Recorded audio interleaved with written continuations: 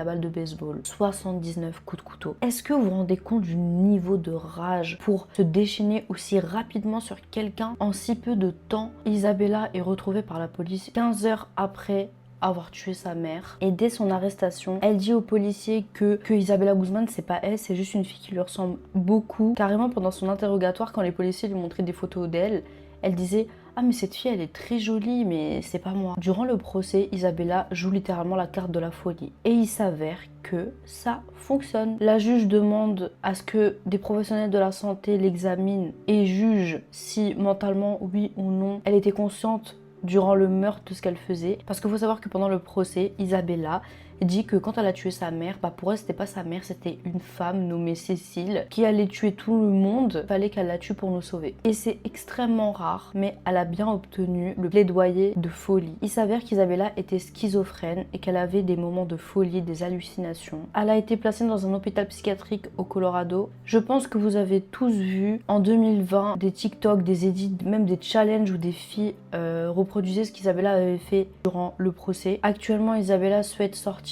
Elle a même fait une vidéo où elle disait qu'en gros, elle regrettait tout ce qu'elle avait fait, que maintenant elle était guérie, que ce n'était plus un danger pour elle-même et pour autrui. Sa demande a été déclinée, elle est toujours surveillée par l'autorité. Et pour finir, moi je trouve vraiment que cette histoire est très bizarre. Certes, il y a eu des médecins qui ont affirmé qu'Isabella était bien malade psychologiquement, mais il y a des incohérences. Je me demande vraiment si elle est réellement malade ou si c'est une excellente actrice. Parce que juste pour vous expliquer en bref, parce que cette vidéo est assez longue, en gros lors de l'enquête ils ont découvert que quand elle était adolescente, le médecin de famille avait diagnostiqué une schizophrénie chez elle, mais elle n'a jamais eu de traitement, elle n'a jamais été surveillée. En plus de ça, je vous rappelle qu'elle a envoyé un mail où elle expliquait explicitement à sa mère qu'elle allait le payer pour toute la maltraitance psychologique et physique qu'elle avait subie. Donc elle savait très bien en amont qu'elle allait tuer sa mère et dans sa tête elle avait des raisons fondées, donc c'est vraiment trop bizarre. Surtout que lors du procès,